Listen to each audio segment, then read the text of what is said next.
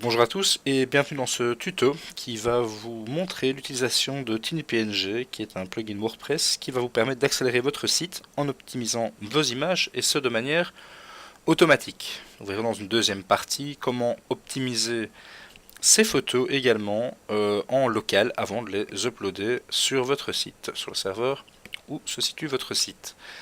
La première chose à faire est donc d'installer l'extension. Alors là c'est relativement classique, extension, ajouter.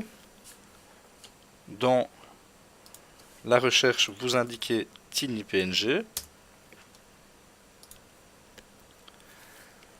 et vous le trouvez ici avec le panda. Je l'ai déjà installé et activé.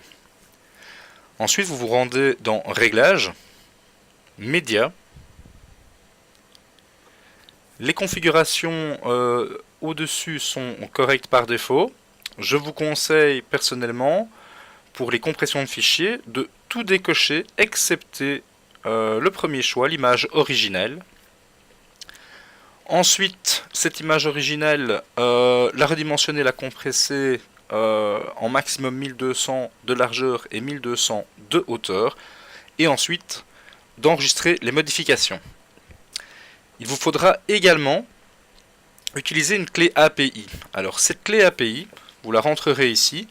À droite, on vous proposera entrer la clé API et rendez-vous dans la zone développeur de TinyPNG. Vous cliquerez sur le bouton et vous arriverez sur la zone développeur API. Vous indiquerez votre nom, votre adresse email et vous attendrez de recevoir un email en provenance de TinyPNG qui quelquefois peut se faire attendre, mais ça arrive généralement en déant les 5 minutes.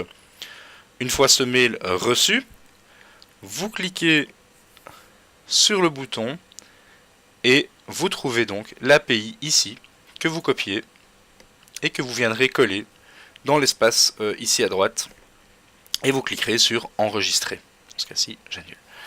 À ce moment-là, votre compte est connecté. Toutes les photos que vous uploaderez sur votre site seront à présent optimisées pour accélérer l'expérience des utilisateurs quand ceux-ci fréquenteront votre site. Je vous avais également dit qu'on pouvait faire ça de manière locale, sans passer par l'internet, avec un logiciel comme Photoshop par exemple. Alors pour les besoins de l'exercice, la taille de l'image ici est de 6271 sur 4180. Je demande de le modifier en une largeur maximale de 1200. La hauteur s'adapte automatiquement en 800.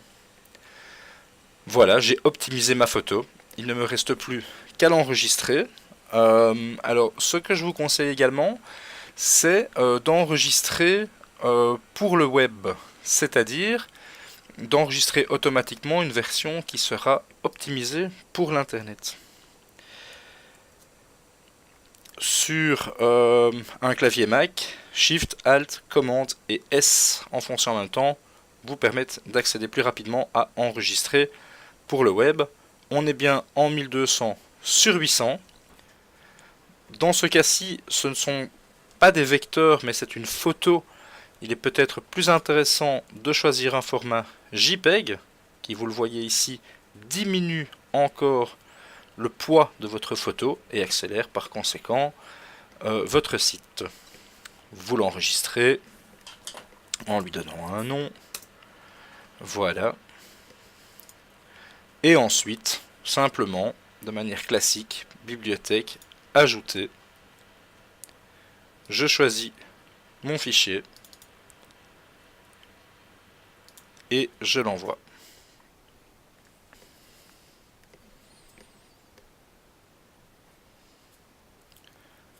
Voilà, la photo est à présent sur le serveur en 1200 x 800 et TinyPNG a encore travaillé et on a maintenant cette photo qui est en 132, à 132 de poids, ce qui n'est évidemment pas grand chose.